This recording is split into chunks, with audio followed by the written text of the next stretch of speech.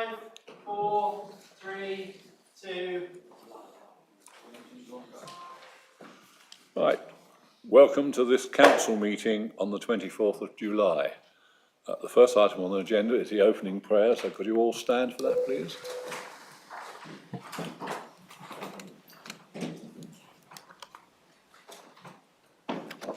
O God, grant us courage to strive for what is right and good, courtesy to listen to those of different opinion. Strengthen us through difficulties and pressures, and guide us in our deliberations, so that we may act in the interests of all in our district, to the glory of your holy name, and bring peace to our world. Amen. Please sit down. We have two questions on the second item of the agenda. First is Ms Mucklestone. If you can ask your question, please. Can the current park upgrade list be revisited, as the additional parks transferred from Crest Nicholson earlier this year would not have been included in the original review? They were transferred with £55,000 additional money to the council. The park in Saxby Road, Chaffinch Close, has missing play equipment removed by the council, has not been replaced, and also a rusty old slide. There is email audit trail of my advice last year to the council to not take these back without ensuring receiving appropriate funding, as this park in particular needed new equipment. Okay, thank you. And I call on the leader of the council, Councillor Eggleston, to reply. Thank you, Ms Mucklestone, for your question. This relates to a number of play areas and open spaces behind the council's Triangle Leisure Centre. Among the open spaces are 3 play areas, all within 300 metres of each other. You are correct that these were recently taken on from Crest Nicholson. A sum was secured from Crest Nicholson, and this is intended to enable the council to address key residual maintenance and safety issues, not to replace equipment. Larger scale investment is being identified and prioritised through a review of all our 41 small parks across the district, and this is being completed this financial year. Until that review is concluded and we have a clear plan for these play areas, we will of course continue to maintain them for health and safety. Ms Mucklestone, do you have a supplementary question? Yes, please. Since submitting that question, I actually looked back on my old emails, and they were from Parks and Landscapes dated June the 8th, 2023. I won't go into all of the reply, but at the end it does say it didn't actually have a specific amount or confirmed transfer deadline date, but this is agreed by the department heads, who will be satisfied that the funds will bring the play area up to a suitable standard. So when you say the money is going to be for maintenance and then it might go to review, the money, in good faith, I think, was to actually look at the missing play equipment as well. Right. You want to respond or give an answer in writing? Thank you. I mean, I don't have the detail to hand, so we'll give you a written response. Right, thank you, Councillor Eggleston. Okay, thank you. Okay, the second question comes from Ms Martin. Unfortunately, she can't be here tonight, so I will read out her question. The question goes as follows. I am a wheelchair user. I'm sorry I couldn't be here in person, but I couldn't find a taxi willing to bring me up to Haywards Heath from Burgess Hill. My question is, why aren't there any taxis for people in wheelchairs after 5 p.m?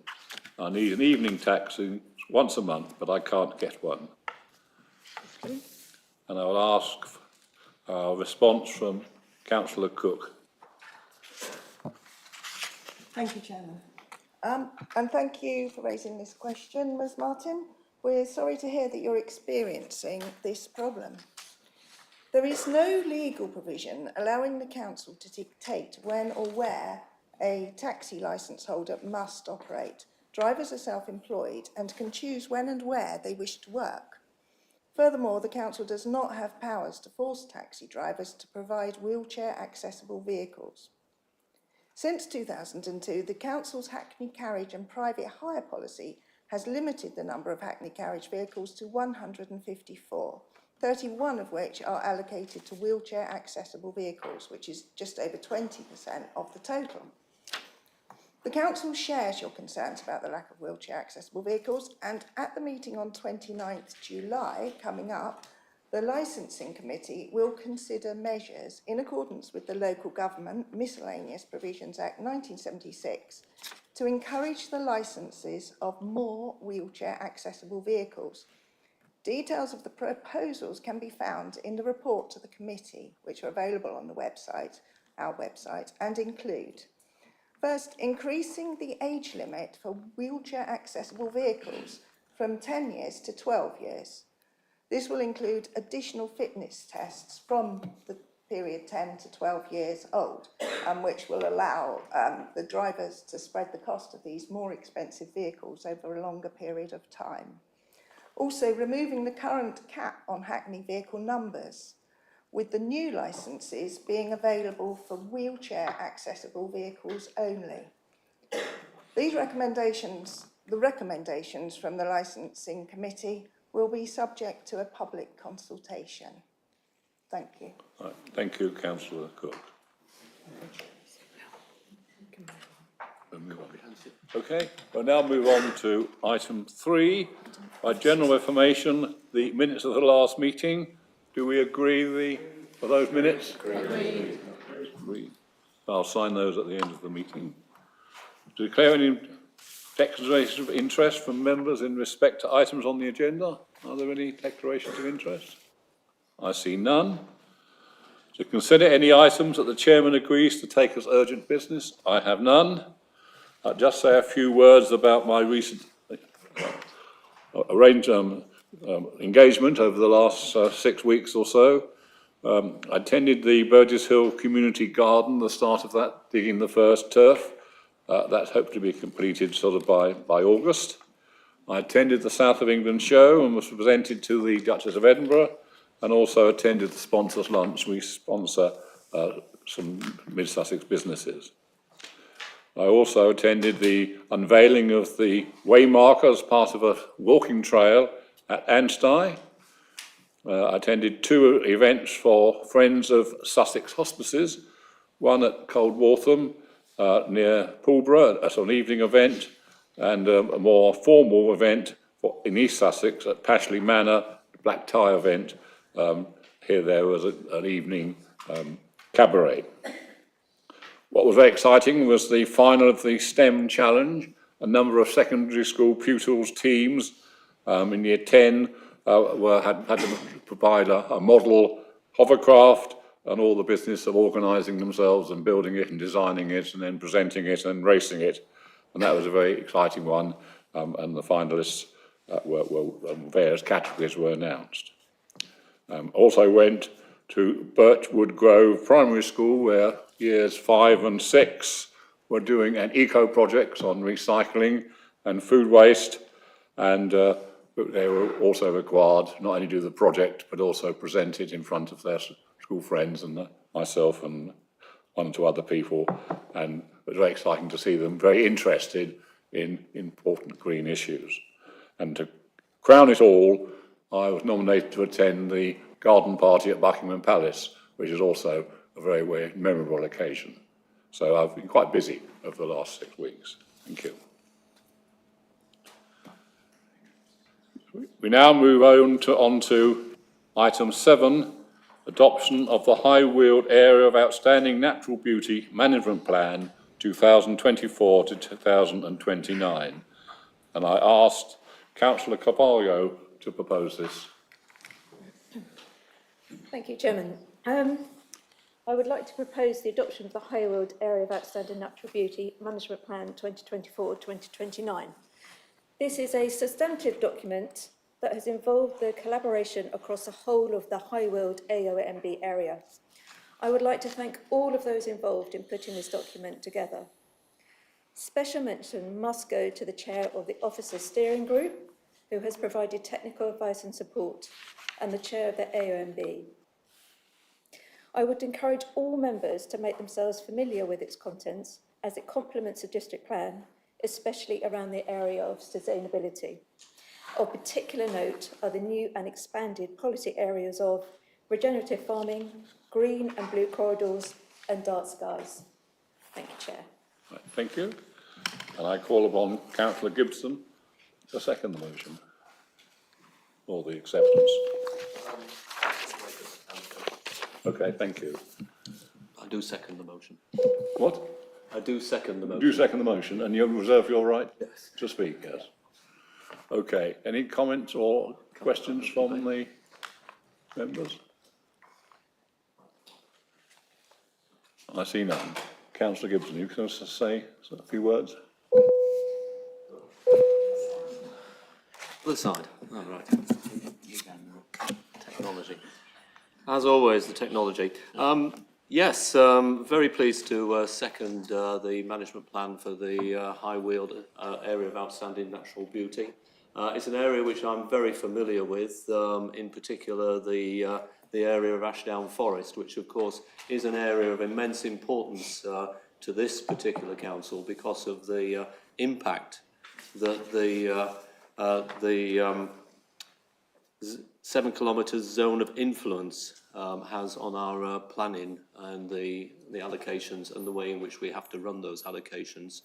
For those who aren't familiar with the background that led into the current district plan, there was a lot of discussion about the impact of emissions in particular on the rare species in the Ashdown Forest, which impacted very greatly on the decision making and extended the duration of the actual the planning inspectorate's investigation into the plan itself.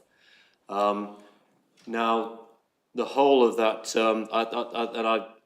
I've spent quite a lot of time in the High Weald area down there, and I've become very conscious of the amount of development which is going on, not actually in the plan area, but on the boundaries of it.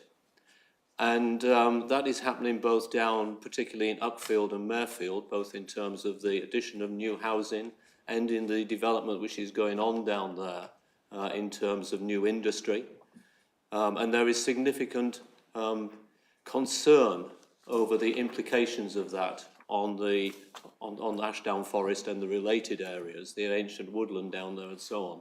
If you couple that with what we are going to see coming forward in East Grinstead, then we have almost a perfect storm in the A22 as a road, in that we're going to be building at both ends of it. And the A22 runs effectively right alongside or right through this area. So I think that we will have to look in very carefully at the level of emissions that we will be seeing that are going into that. The other observation I've got from the plan, which it is very comprehensive, it covers all areas. I've got two comments. One is on public access, that certainly it's good that it is available as a lung for if you like, the communities and towns to be able to get out into. I wouldn't want to see restrictions on that, and there have been issues recently with restrictions on access into Ashdown Forest. And the other point is that there's a lot of discussion and debate about the contamination of the rivers and the streams in that area, particularly, if you like, the phosphates and other contaminants arising from sewerage. And I think that is a national issue, but also it is very much an issue for that area. And it's one area where the plan itself is silent. And I think that we would want in future to see that looked at. And we, from our own view, must also be taking that into account. So with those points, I would like to recommend that the plan is accepted. Thank you, Councillor Gibson. Okay, we'll now move to the vote. So, Councillor Marsh. Thank you, Chairman. I wasn't going to say anything because I didn't expect a party political broadcast to happen then. There are contributions of all housing development within the 7 kilometres of Ashdown Forest, as you well know, and that money is used to fund the environmental changes on that. We are not concerned about, we are all concerned, but it's not the district plan to cover falls into rivers and stuff like that. That is a government and private not the district plan. So you're being disingenuous there, Councillor Gibson. All the things that we do, we take on board and we pay money, well, we don't, the developers pay money for the conservators on the Ashdown Forest. So I caveat what you've just said. Thank you. Thank you for your comments, Councillor Nash. Okay. Do we now proceed to the vote? Okay, so we'll start. Give us structure to a debate there.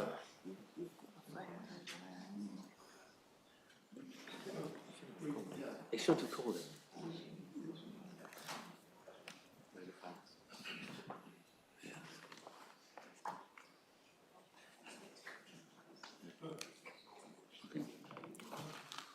Okay, so the vote is now closed.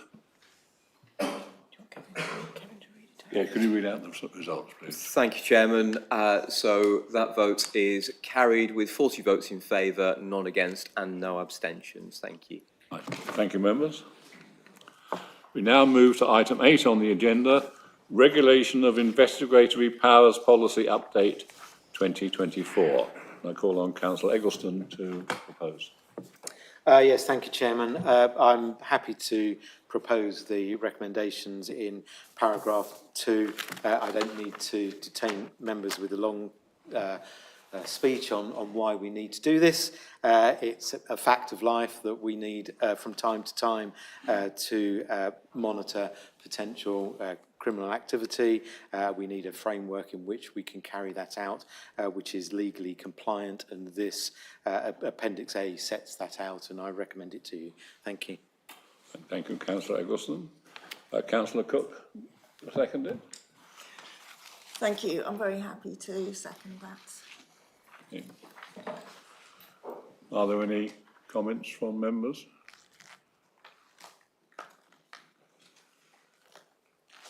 I see none, so they'll move to the vote, and the vote is to recommend to adopt the policy, is that right? Yes.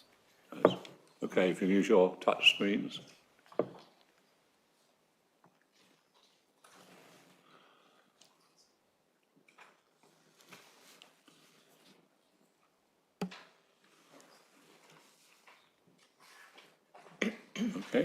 Okay, the vote is now finished. Thank you, Chairman. That vote's carried with 40 votes in favour, none against and no abstentions. Thank you. Right, thank you very much, members. Right, the next item, item 9, renewal of policy on licensing of sex establishments, proposed by Councillor Henwood. Thank you very much. I support this proposal, and it's found on page 87.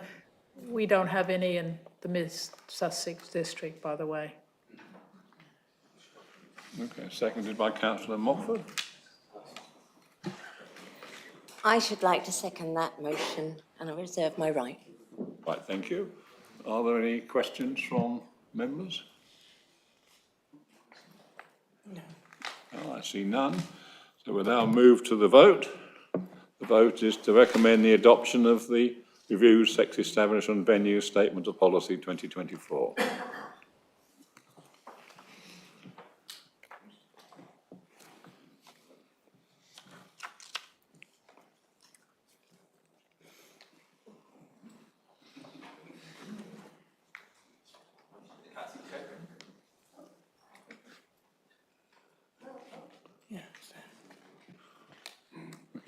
Okay, the vote is now finished.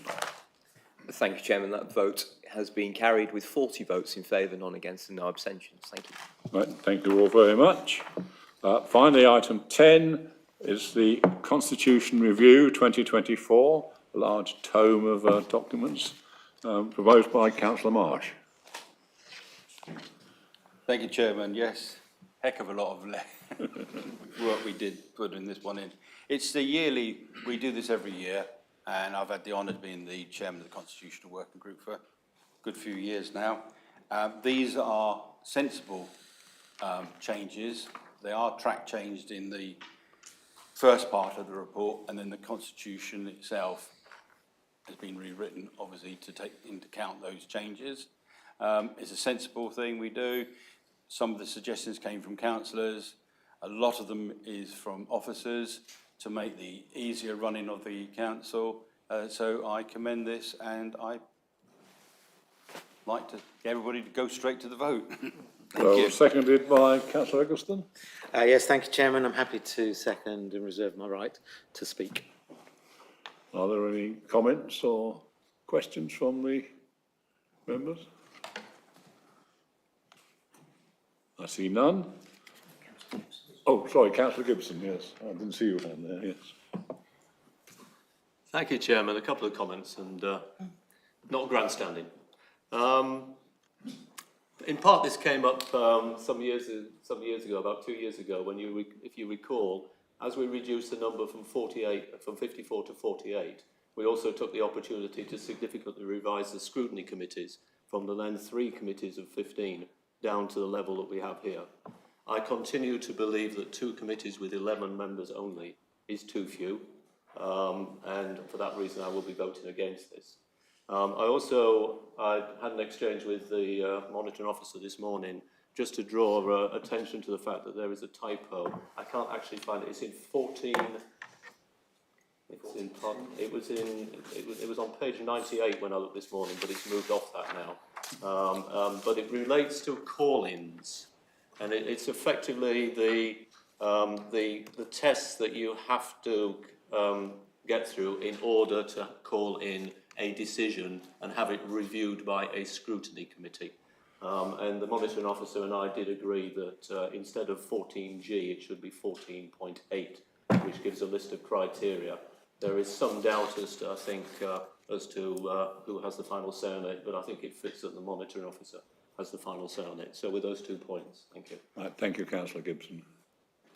Any other questions or comments? I don't see any. Oh, yes. Yes, councillor Eggleston. Yes, thank you, Chairman. I think we should just move to the vote. Okay, thank you. Okay, so we move to the vote then.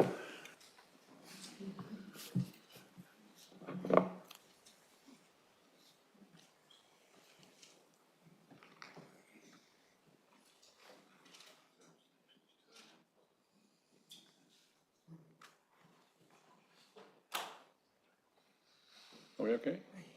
Okay. Thank you, Chairman. That vote is carried with 36 votes in favour, 2 against and 2 abstentions. Thank you. Right, thank you very much.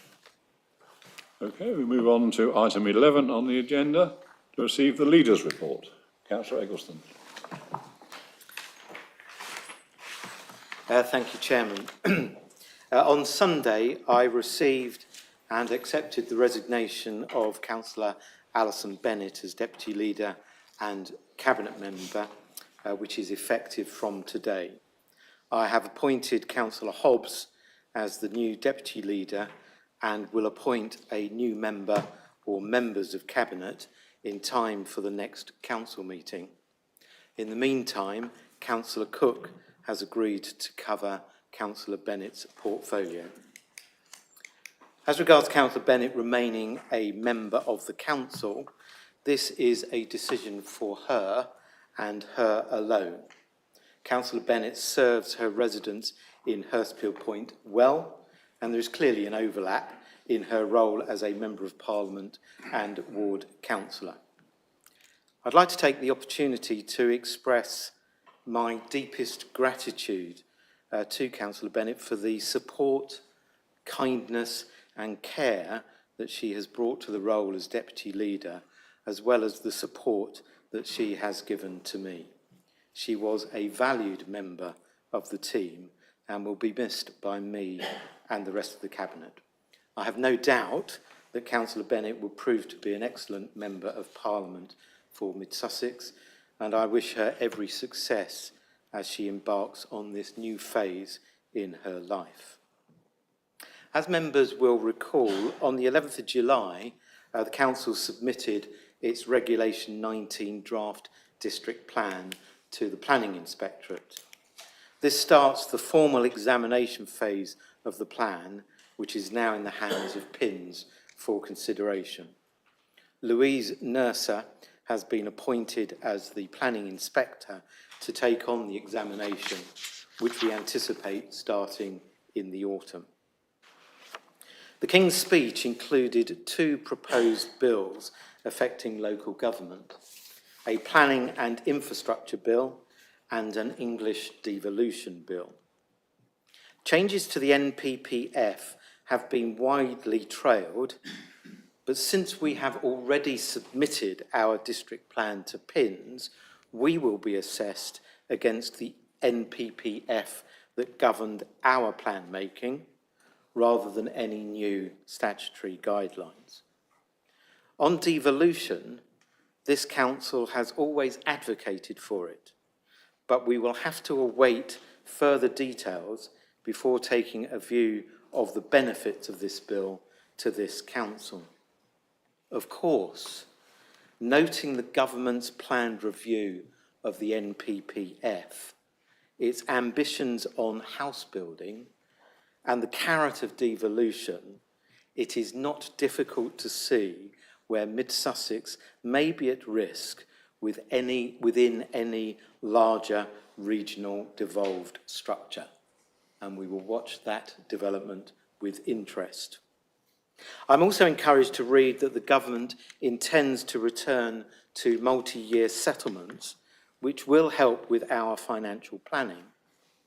But of course, what we also want to see is the removal of the threat of a substantial income loss from any review of business rates in a fair funding review. And we will be making representations on this subject to the government in due course. I'm pleased to report that in her role as MP for Mid Sussex, Alison Bennett has already reached out to the Deputy Prime Minister to raise our concerns on this matter. I'd like to thank those members who attended the confidential briefing on the Martlet Shopping Centre on the 2nd of July. Redevelopment of the Martlet Shopping Centre is a corporate priority for this council and has been for many years. Unfortunately, it is clear that an exclusively market-led approach to unlocking redevelopment is not possible. Hence, the 2 previous approaches to the Levelling Up Fund and these JV negotiations. At Cabinet on the 15th of July, we agreed to continue the work on the negotiations of a public-private JV between the Council and New River Retail. We are taking a cautious and pragmatic approach to this opportunity.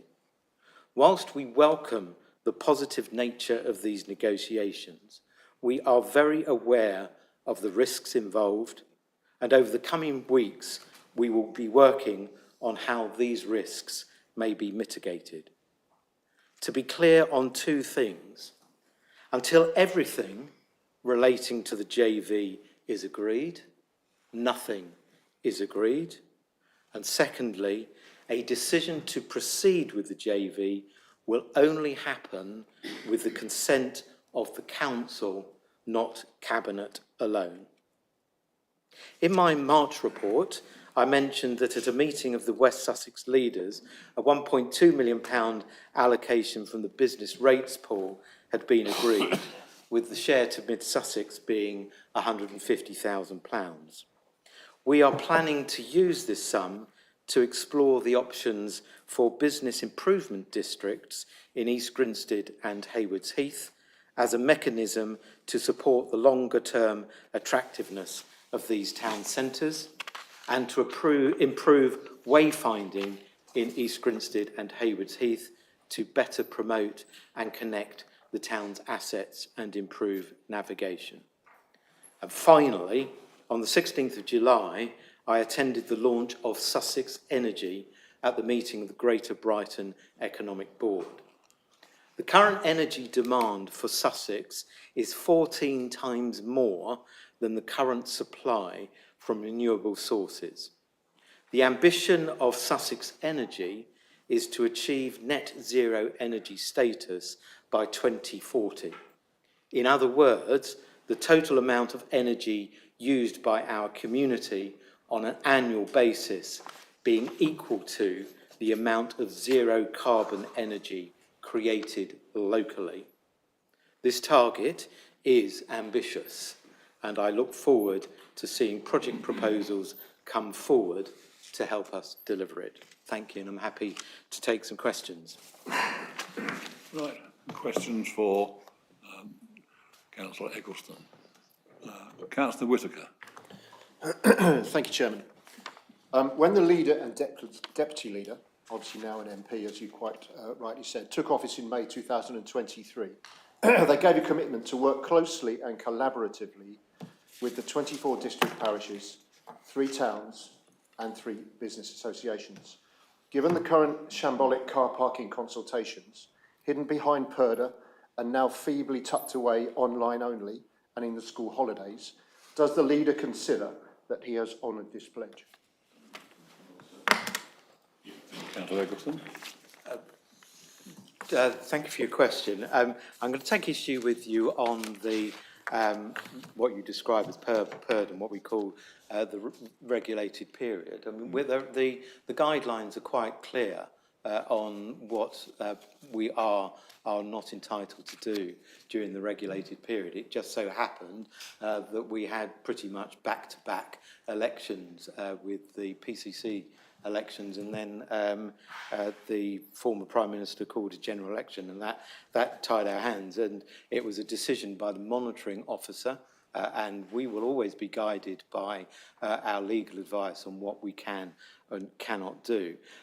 The officers have regular meetings with all of the parishes, I believe, on a quarterly basis. The consultation is, we go out on the parking strategy. We have gone out to stakeholders and we have invited comments from the community as well to comment on the proposals on the tariffs. I don't accept the description that it is shambolic. This is the way that a council would conduct a consultation of this kind. It will come back when it is completed for review, and we will assess the proposals against the evidence. Thank you. Call upon Councillor March. Thank you, Chairman. I would have congratulated Councillor Bennett if she'd been here, but she's not. So I'd like to ask a couple of questions, if I may, Chairman. Yes, she's moved on to another place, and good luck to her. It's not easy. But can I ask you, because you just mentioned she's going to serve the residents of Hurst-Pierpoint as a ward councillor, what committees is she likely to be on here within Mid Sussex? Because we notice there's a couple of councillors who aren't on any committees, and I would hate another one not to come onto a committee. Secondly, I do welcome your comment about the share of the money being spent in East Grinstead and Haywards Heath and the business areas up there. And you mentioned wayfarers, that pricked my ears a little bit.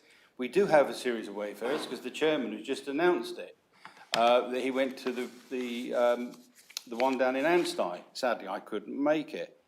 Is there any plans to use any of the money from the arts for Section 106 to expand that? Because other villages across the Weald and across the whole district really have got some of these wayfarers in their villages, and others haven't, and they're saying, well, why can't we have them? So that's a question I would like you to follow up under Section 106. I understand you're the portfolio holder for planning, and that's where it failed last time because it came in front of my committee. So I would like some of those questions, please, but that's all I've got to ask you today. Thank you, Councillor Marsh. I think there were probably about 3 questions in one there. Clearly, we will appoint a new cabinet member. Clearly, that will involve a reshuffling of the pack in terms of committee appointments.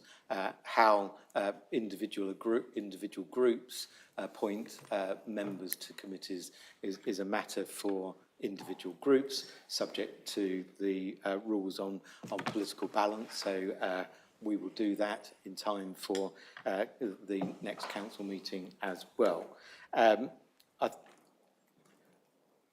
I think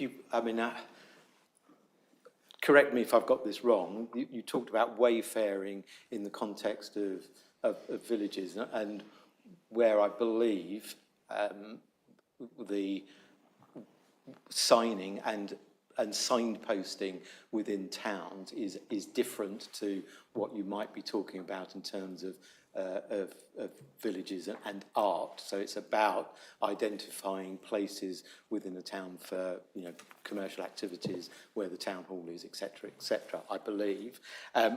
On the section 106 point, I'll have to come back to you, I'm afraid. Right, thank you. Councillor Eaves. Thank you, Chairman. And I'd like to offer our congratulations to Alison Bennett on her election to Parliament. I have some questions on the martlets. I have 3 questions, really. I appreciate the work that is going into this on the part of officers to achieve some movement in our blighted town of Burgess Hill. So the first question that occurs to me is, are New River REIT in trouble financially? Do they even need rescuing with public money? I read that they are in debt, but there's no debt maturity until 2028. So that's my first question. Secondly, and I appreciate a lot of this you may not be able to answer because of confidentiality at the moment. What will happen to the much-loved community ventures which the people of Burgess Hill have built up, such as the creative community and the kiln, the repair cafe, the pantry? Where will they go? Will Burgess Hill end up with a tower block but no community places where these people can move into to replace the martlets and have replacement accommodation, basically? So is this being pushed in the negotiation? When you're talking about the millions, these details are important. And thirdly, this is a pet thing that preys on my mind, what about the 2 plane trees opposite Zero Hub? Will they be sacrificed on the altar of a temporary car park? There are only 7 trees in the middle of Burgess Hill. People are keen to retain them, and as we move towards 40-degree summers, I know it hasn't been that way this year, but other countries are getting that, every bit of shade will be important to us. Thank you. Thank you, Councillor Eaves. I can't really comment on the credit rating of New River REIT, but I have no reason to believe that they are in financial difficulty at all. I believe they've made 2 acquisitions recently as well, and so we have no cause for concern. On your other 2 questions, let's bear in mind the stage at where we're at. So I respectfully would say that you are jumping the gun somewhat. We're only at the stage of trying to negotiate a joint venture with them.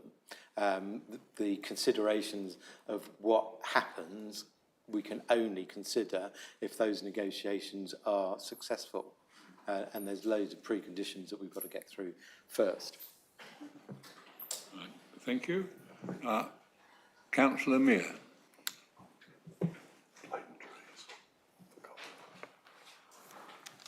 Thank you, Chair. This is an email I've received from a local resident in my ward, and it has been sent to the parking consultation as well. And the resident actually said I could actually speak out on this on behalf of the resident. So, if you may, if you allow me, I will read this out here, please. This consultation has been very carefully hidden on the Mid Sussex District Council website. I only found out about it through a friend who receives emails from the new MP for East Grinstead.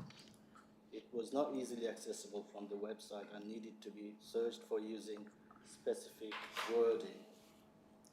Was this deliberate in order to consult without really consulting? I use car parks in all 3 Mid Sussex District Council towns, in the day in East Grinstead and after 6 p.m. or on Sundays in Burgess Hill and Haywards Hill. As I live in Burgess Hill, my comments centre around the parking in Burgess Hill but would apply equally to East Grinstead and Haywards Hill. In my view, the proposed changes will, 1, encourage more parking on nearby residential streets, especially around Burgess Hill Station. 2, further discourage shoppers from using the already depleted shops in Burgess Hill, especially White Rose, which is open after 6 p.m. 3, discriminate financially against those who may be unable to walk longer distances to, for example, evening events at Cypress Hall, the local theatre, and the Orion Cinema. Not everyone with reduced mobility is a blue badge holder. Number 4, discourage use of their facilities on St. John's Park. So the resident summarizes here.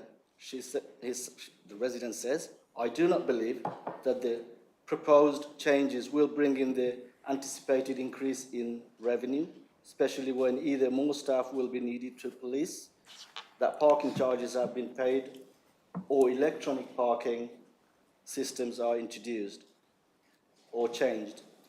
Number 2, residents in streets local to the current car parks will be adversely affected 7 days a week and later into the evening.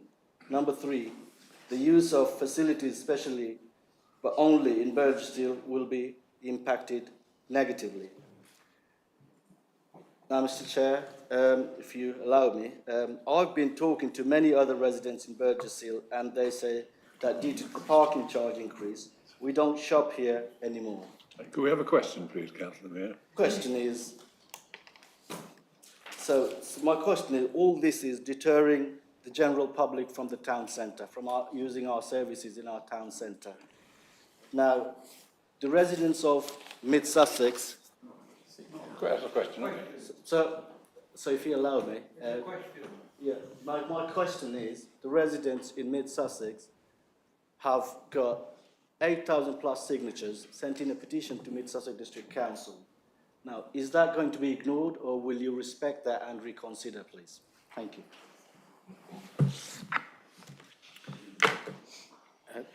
Thank you for your question. So let me deal with the petition point first of all, because it's important that the council understands that the way a petition is considered is not considered whether it will be accepted. It's not considered by councillors. It's considered by the monitoring officer. It's very important that this sort of activity is taken out of our hands and considered in a official and legally compliant way, and that's through the monitoring officer. So petitioners were written to by the council's monitoring officer on the 10th and the 21st of May. Mr. Toogood reviewed the contents of the petition and considered it against the council's petition scheme and procedure rules set out in the council's constitution. He made the decision that the petition should not be accepted on this constitutional basis. The petitioners were informed of this on the 21st of May. He also noted in correspondence that the council will be carrying out a statutory consultation, and that's what we're doing. We're carrying out a statutory consultation, so the process is compliant, and we ought to reflect that back to residents. And I do object to the suggestion that we are acting in a non-compliant way. We are acting in a compliant way. And so residents and other stakeholders have an opportunity to comment on the proposed changes in charges. On your point about activity in town centres, I'm afraid you're wrong. Transactional, on a comparative basis, transactions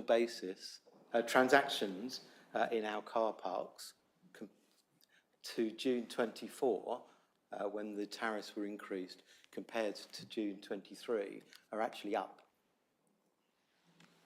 Just Councillor Eggleston, just to clarify, the consultation is on extending the hours from 6 to 8 p.m.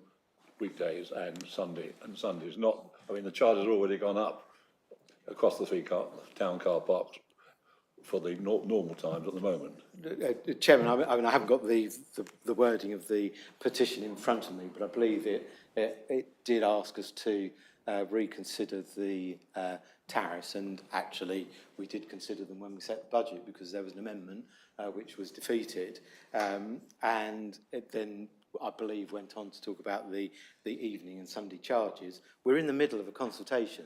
It'd be absolutely wrong in the middle of a consultation for any of us to prejudge the outcome of that consultation. Absolutely wrong. We have to wait until the consultation is over, and then we assess what the feedback is, what the evidence is, and you've heard a bit of it already, and make a judgment accordingly. Let me just say one other thing, because I think members may not appreciate, and I think some members of the public may not appreciate, the most common incidents on parking that are reported to this council is illegal and inconsiderate parking. We have several thousand incidents a year, and it is important for us as a council to address those issues in the same way as we look at our overall parking strategy in our car parks. And you can't deal with those incidents of illegal parking and inconsiderate parking, like people blocking a pavement so a wheelchair can't get by, or forcing school children out into the road. You can't deal with that without investment. And so the whole strategy has to look at the evidence and has to look at what we want to achieve as a council, both in terms of serving users of car parks, but also serving the rest of the population who are inconvenienced by illegal and inconsiderate parking. Right, thank you. Councillor Wood. There is a matter of great concern for many of us about the way that funding has been dealt with by the University of Brighton's Academies Trust. Both Mims Davis and Alison Bennett MPs both written to the Secretary of State for Education about the way in which funding has been withheld from our local schools in Burgess Hill and also in Linfield. Can I ask the leader to endorse the campaign of both Alison Bennett and Mims Davis, as well as parents and teachers, in order to make sure that adequate funds are released sent from the central funds held by the University of Brighton Academies Trust to improve the education of children within Mid Sussex? Councillor Wood, I noticed actually a question from members pursuant to Council Procedure Rule 10.2 addresses this particular question you just were asking. I can take it now. We'll take it now. We'll take it now. I apologise, Chairman, if I've asked it in the wrong place, but I just thought this is the right moment. Good question. If members are indulgent in me asking the question now, is that okay? Right, fine. Councillor Eggleston, are you prepared to answer it now? Thank you, Chairman. I'm happy to take it now. It wasn't in my report, but I know where you're coming from. I mean, education is not a matter for this council, as you know, but clearly we're committed, as I'm sure all public bodies are, in ensuring that education providers, in this case an academy trust, ensure that young people in Mid Sussex receive the best education possible. And as a council, we would, of course, want to see an urgent resolution of any matters that could potentially negatively impact on the education provision in this district. I do note, and I've seen that Councillor Bennett, in her role as MP, has already written to the Secretary of State for Education on this matter as well. So a multi, and I thank you, and also Mims Davis MP. So a multi-public authority approach can only help. Doesn't just affect Burgess Hill, I know it affects Linfield as well, and it also affects a school in an academy school in Hastings and Rye. Thank you. Thank you. Councillor Prescott? Thank you, Chairman. As the parking consultation is online only, and many residents are not digitally connected, and therefore are blind to the consultation, Does this consultation meet the equal access provision of any disability legislation? Thank you. Councillor Eggleston. I'm fairly sure I mean, I'm saying that this is we're meeting our statutory guidelines, but I'll get a written reply to you. Thank you. Councillor Casella. Does the leader agree with me that it's odd that one of your cabinet members who voted for the budget has posted on Facebook telling people to object to one of its key features?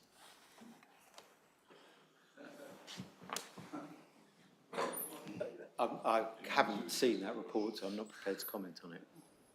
Thank you. Okay, no questions for the leader. I'll move on to the questions to the Cabinet Member for Finance, Revenues and Benefits, Councillor Cook. Thank you, Chairman.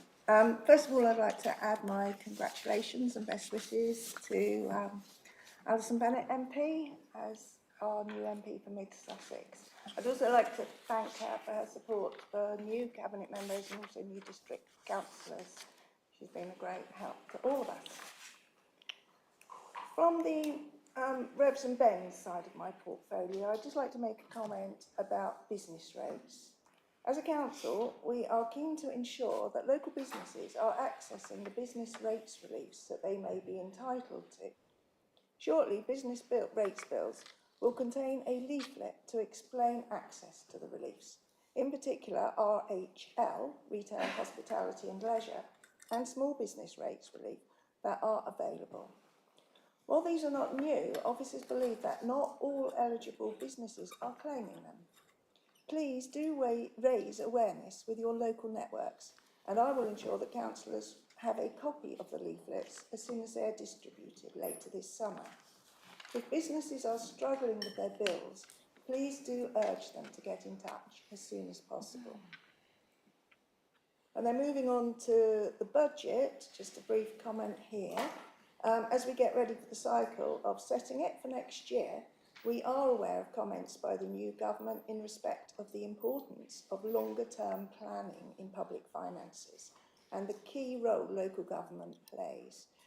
We would welcome this, and we look forward to receiving specific details on funding for our sector and how this may impact us to aid our planning.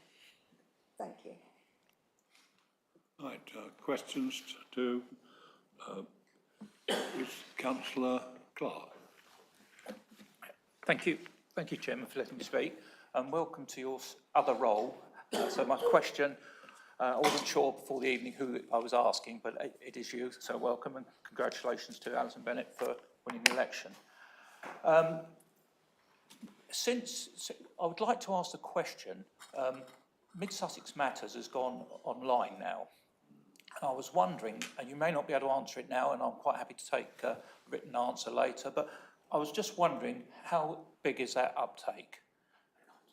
Thank you. Councillor Cook?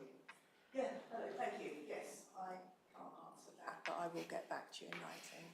Thank you. Thank you. Right, thank you. Councillor Marsh? I'm still flashing green, unfortunately. I'm now gone Labour. Sorry, red. Right, thank you. Thank you, and congratulations on a dual role. When you were offering your congratulations to Alison Bennett, MP, it would have been nice to have actually said, and Councillor Gibson has known exactly what I'm going to say, it would be nice if you've actually offered congratulations to Mims Davis, MP, because this is where the problem lies, because a lot of people only think Mid Sussex is your part of the world. A lot of people on my side of the floor, for an argument's sake, actually encompasses in the north, which is in the other. So I'm going to take the opportunity to ask you to congratulate Mims Davis on her new position. Thank you. Thank you. Sorry for my oversight. I definitely offer my congratulations to Mims Davies. I was on a call with her only last night about the education with the Brighton University Trusts, and it was very helpful to see her input and learn from her. Thank you. Okay, Councillor Ellis.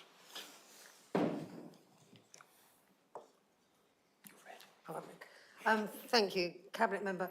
Just following on from Councillor Clark, in regards to the Mid Sussex matters, I have signed up and I'm enjoying receiving it, but I just wondered if you may not be able to answer it tonight, and I can accept that, but I just wondered, when will we see what the councillors' expenditures and our allowances and the actual positions we hold, because that was a regular part of Mid Sussex matters, and it's not in the new additions that I have seen. So I would sort of appreciate, because I think it's something that the general public really do need to know about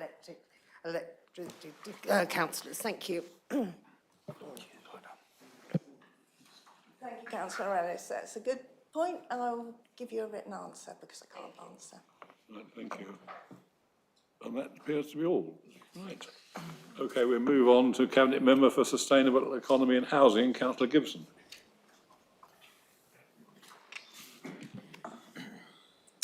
Thank you, Chairman. Well, I shook the hand of Mim Davies at about 5:30 on the morning of the 5th of July and congratulated her, but I'm quite happy to do so again in a public forum, and I've already congratulated Alison Bennett at the Cabinet Grants Committee for that. If I go back to May, officers attended the UK Real Estate Investment and Infrastructure Forum in Leeds to drum up some investment in the area. They were very positively received, both in terms of the assets that we have, the land, the other facilities, and also the skills of our workforce. There's a full report in the business bulletin which was issued today. In May, I also attended a Dare to Dream workshop with the former deputy leader. Dare to Dream is about encouraging NEETs, that's individuals who are not in employment, education or training, to get into some aspect of those things. It was a very interesting presentation. It was school children who were progressing. I believe that the majority of them were year 10 who were also felt to be in danger of dropping out of the system. The focus is a bit too much on work-life balance for my liking, but there was indeed the importance of stressing the importance of work as part of the contribution to one's overall life and the role that it plays within it. In actual fact, we do pretty well for business activity in Mid Sussex. 80% of our 16 to 64-year-olds are economically active. But I note if there's a related, these are stats which have come from West Sussex, that we have 8,600 households claiming universal credit, and about half of those households are actually in work. Now, I would say that there's something that, and you know, sort of, I applaud the new government's attempts to address making work pay, because I think that really people in work should not be having to claim universal credit, and the fact that over 4,000 of our households in this district are doing so when they're in work, I think is an indication that pay levels are too low. Also, from those stats, just to give you some sort of feel of business creation and business death that we have, in the 3 months early this year, March to May, we had 318 new companies created in the district. Sadly, we lost 263, so that was a total gain of 55.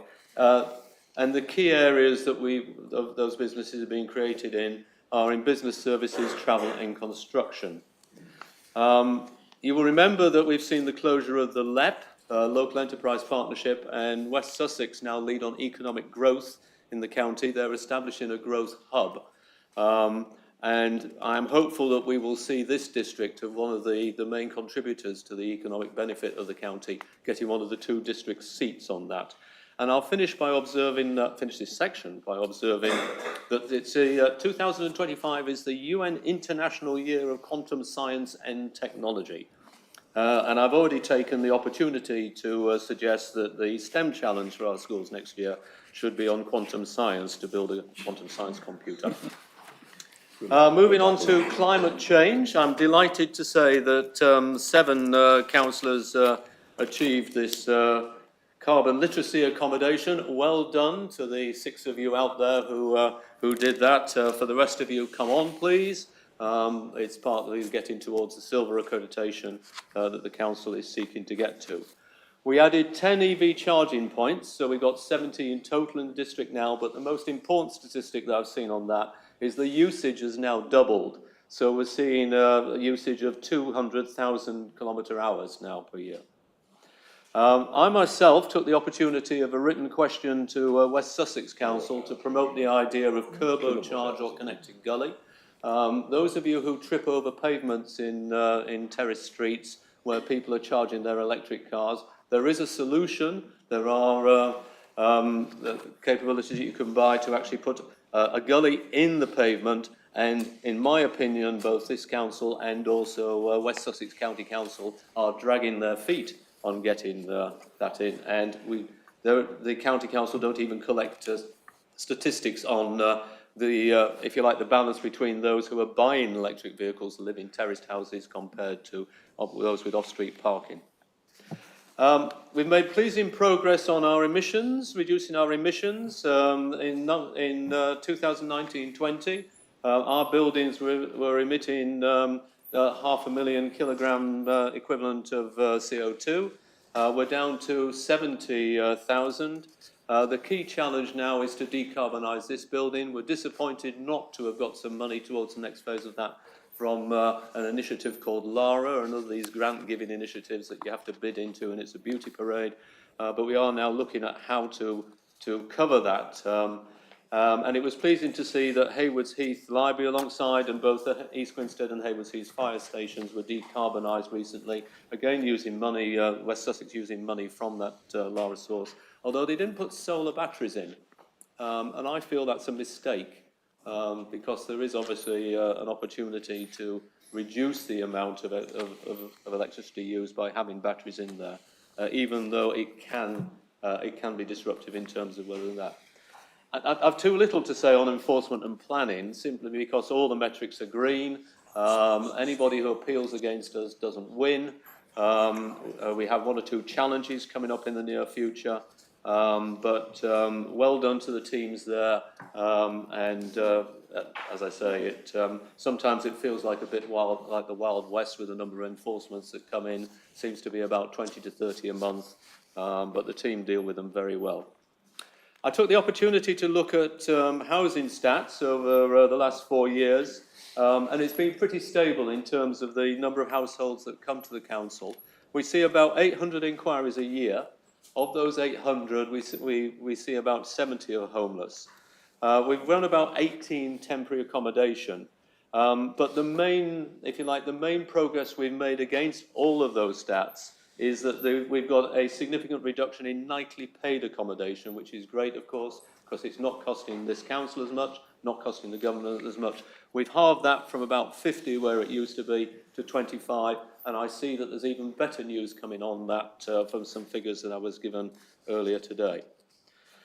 In terms of where we're building houses, we're one of the poster councils of the new government, I think, with its aspirations to step up from 200,000 a year to 300,000. Our latest housing delivery test, which was for the 3 years up to 21-22, showed us running at 150% of our target. Now that's actually slightly distorted because the target was actually halved during the pandemic year. So the true indication we'll get is going to be for the next round, and that will come down to about 125%. But we are building 1,200 houses a year, or between 11 and 1,200. Within that, over the last 4 years, we've turned out 1,224 affordable houses. That's about 20%. That's about a 20% increase in our social housing stock. We've done that at a rate of about 20% of the overall housing build, which compared to other councils is absolutely magnificent. And I saw a 1,000 house development down in Uckfield, which is just inside the bypass, where they'd only got 10% affordable. And I think that that is absolutely disgraceful. However, no matter how many affordable houses we turn in, it seems that the Common Housing Register just stays where it is. So that number is sat at 2,000, has recently gone up to 2,100. So it just proves that this seems to be a target which we need to keep forcing. And the final observation which I'll make is that if you go back to the way in which we calculate the number of houses, so I'm treading on the leader's toes here a bit, in terms of the planning responsibility, you calculate the need for the district and then you apply a multiplier according to the affordability index. Now, that multiplier recently in this area has been about 40%, so we start with 800 and then we go up to 1,200. I'm pleased to see from the West Sussex stats that the affordability index has dropped from about 13 to 12. So the good news is in this district, you only need 12 times salary to buy a property. The average price here is just under £500,000, 495,000 or 240,000 for a flat. I don't think you'd find a flat for 240,000 in Crawley Down, but the majority of that has been, of course, from a wages increase. It's not been from actually the price of houses going down, which I think is what most of us would like to see. So in that respect, once again, the standard model fails, doesn't it? The whole NPPF, the basis of it, just does not work properly. It says, you know, sort of that if houses become more affordable, you don't need to build as many. Well, I think we do if they're more affordable because people can buy them. Thank you. Okay, thank you, Councillor Gibson. Councillor Ellis. Thank you. Could I just ask, I'm just slightly confused, when you were saying that there was 4,000 households that were claiming universal credit that were working and you shouldn't be claiming it if you were working, can I just make sure we're clear that we're not talking about people with disabilities or health, because they obviously would be working and claiming. So I just think if we could be a bit more clear, because that could be totally misread to somebody who was doing that. Thank you. Yes, thank you, Councillor Ellis. I wasn't being critical of the people for claiming it. I was saying that, you know, sort of in this society as it is today, how can people be in work doing a job and still having to claim universal credit because the pay which they are being paid is not adequate to live in the area? It's half of it, right? So of that 8,000, I think it was 8,600 claiming universal credit, there's obviously a half who are not in work. No, I don't have the figures to relate in disability. I would expect that there are people with disabilities who are still choosing to work and claim, and that there are people with disabilities who are unable to work and are claiming. But just to correct the point, I wasn't being critical of people for claiming. I was suggesting that there is a fault in the overall system and that wages need to increase so that people in work do not have to claim universal credit, or else tax is reduced on people in working, so they don't have to do it. Okay. Councillor de Bell. Thank you very much indeed, Mr. Chairman. Thank you for your whirlwind tour. I'm afraid I shall have to watch the film to get all of it, but it was very, very interesting, no doubt. It certainly kept me awake. Anyway, one of the things that you mentioned was to do with running cables underneath roads. You did indeed raise that subject, County, but you said that you didn't get a proper response on that. Of course, at the moment, the jury's still out on whether electric vehicles will survive. I mean, they seem to be exploding and destroying car parks and everything else all over the country. And I believe that people are tending to look at other options.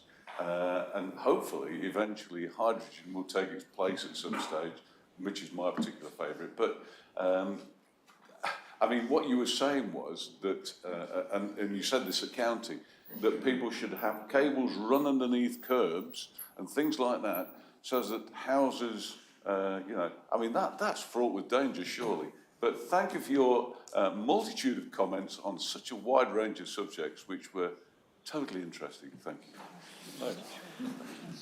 Is there a question, Councillor de Bell? I did. I asked him if he felt that that it was worthwhile totally disrupting. I'm sorry, perhaps I didn't. Is it worthwhile disrupting where people live and the pavements and everything else to run wires to these cars when at the moment the jury's still out whether they're going to actually be on there. Thank you. Yes, I mean, obviously hydrogen is an interesting alternative. I think hydrogen works in certain areas, doesn't it? It works in HGVs. I think the opportunity of putting 5% hydrogen in with the natural gas would be a very useful way of eking out natural gas and would actually probably increase the energy. And I think if you go above 5%, it escapes, doesn't it, out the pipework, which might not be too good. I wouldn't like to prejudice the electric vehicle market. It seems that a lot of people have bought. My son has 2 electric vehicles. He trails. This was specifically about trailing cables across the pavement. One of the problems that there would certainly be is that, of course, the gullies that would be dug would be conflicting with the gullies which are being dug for the fibre at the moment, so that might well be a problem. But yes. Thank you, Councillor Gibson.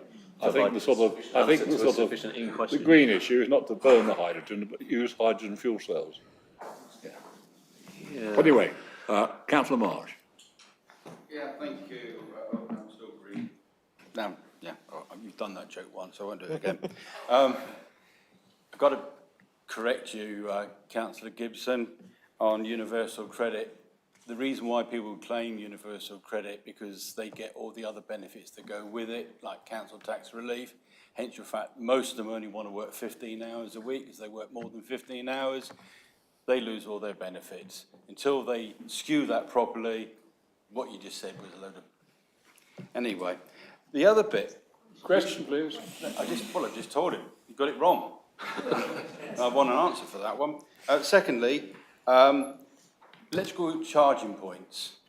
Okay, we've got them in our car parks, and I've just been speaking to my colleague, because you were so riveting, I was speaking to him, about the lack of use of some of these charging points in our car parks are actually being used. So therefore, whacking up the prices, doing extended hours and all the rest that you plan to want to do, we're not actually getting anybody in those parking spaces because the EV basically has collapsed. Those who've got them are looking to get rid of them. Sorry, Councillor Eves, I know you've got one. But a lot of them aren't being sold because A, they're far too expensive, and I think people are looking for other alternatives. That's a question. Secondly, you talked about DP numbers and, you know, affordable housing and all the rest of it. Could you not bring yourself to say that this is about the only district in the southeast of England who've actually got a 5-year land supply, and we're proud of our 30% that we do to affordable housing? Because I know you didn't vote for it, and you didn't want it to happen. On more than one occasion, you didn't want this district plan to go through, but it did, thanks to your absence. So, so the question is, do you not think you've been a little bit disingenuous to all the other councillors in this room who voted for the district plan, but you just cannot bring yourself to say, we got it right and you got it wrong? Thank you.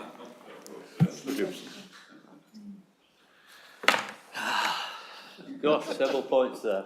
I think you're just being disingenuous about the point I was making about universal credit, and I'll leave it at that. On charging points, I can hardly remember what the question was, but you know, there. I'm sorry I bore you. You know, I will try harder. And on the district plan, you don't know how I was going to vote, for the simple reason that I wasn't allowed to vote. That is just like that. So it will remain a mystery. Right, Councillor Belsey. Thank you, Chairman. I would like to ask 2 points. One is building owned by the council, Swanmead, which housed Aged UK, of which I'm a trustee. It has stood empty for at least 5 years. I understood it was going to be converted for homelessness, but it's just still there as an empty building in Queenswell. I just don't understand how it could take so long to put plans of a building that we own into converting it for homeless people. That's my first question. The second, you talked about affordable housing. We have a building site at the end of Blackwell Farm Road, which on my post bag is always about how derelict it looks, how untidy, it is an eyesore. Just, can we not do something to move that on? There are two questions, please.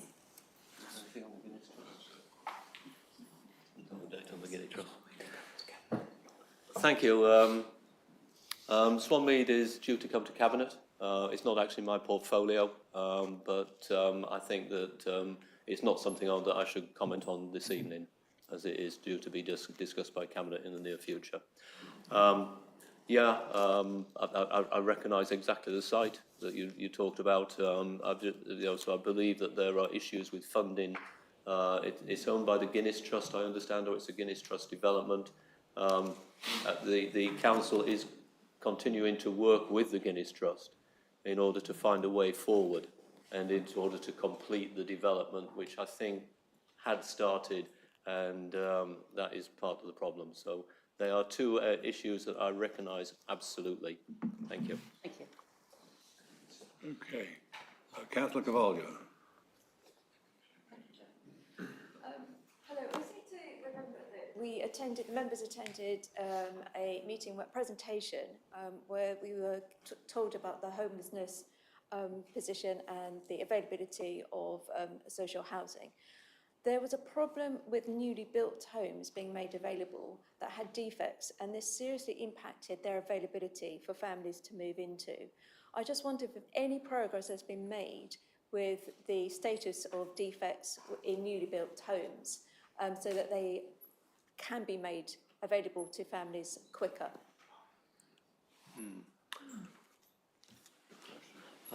I'm not sure I recognise the problem, so I'll give a written reply on that. The thing which I have picked up is that when I talk to the social housing providers, the registered providers, what they say is that when properties are given back to them, they are coming back in a worse condition than used to be the case in more recent years.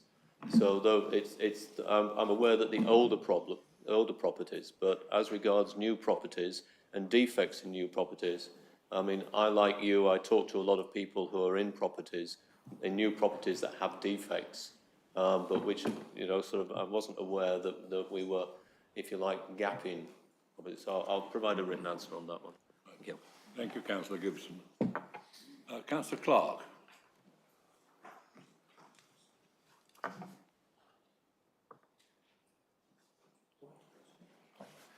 Thank you, Chairman.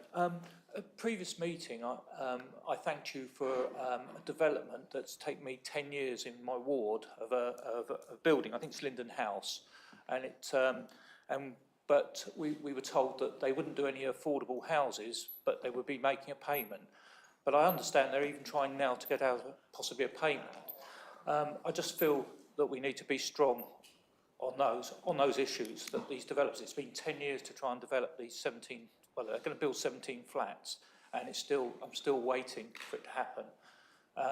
And I would appreciate, I suppose that's not a question, it's a statement, but it's going back to your request for us to point out empty buildings. I think at one of our previous meetings, I think you mentioned. And I'm so concerned some of these developers are just still trying to run rings around us. Thank you. Yeah, I absolutely share that, Councillor Clark, and I think I saw a report in the press that they're trying to argue out of a £625,000 payment, which we would very gratefully receive and use to provide affordable housing elsewhere. We will, of course, press very strongly, but we are bound by the supplementary planning document that we have within the framework, which deals with the viability. And I think, as you heard in the briefing, the developer does have the opportunity to come back at a late stage during the development and argue that the changes mean that the development is no longer viable, if the payment is still required. So we have to leave that with officers, but I'm assured that officers will press as hard for that money to remain. Thank you. Right. Well, I'd like to thank all Cabinet members for obviously had quite a lot of questions they had to answer this evening for their replies, and one or two questions will be replied in writing, which they will be doing so. Okay, so we move after the final item on the agenda, questions from members of pursuant to Council Procedure Rule 10.2. I call on Councillor Cornish for his question. Thank you, Chairman. Please could the Council tell us how many people were turned away from Mid Sussex polling stations for the general election on the 4th of July 2024 because of no voter ID or because they had incorrect voter ID? Thank you. Yes. Yep. Thank you, Councillor Cornish. I'll answer this if that's all right with the Chamber as the RO. For the Mid Sussex constituency, 35 people were initially turned away from polling stations because they didn't bring valid form of photo ID. 30 of these people returned to the polling station later in the day with photo ID and were given a ballot paper. Like all election authorities, we have detailed procedures in place to record this data and, of course, help voters at the polling stations. All election authorities are required to collect and return this information to the Electoral Commission.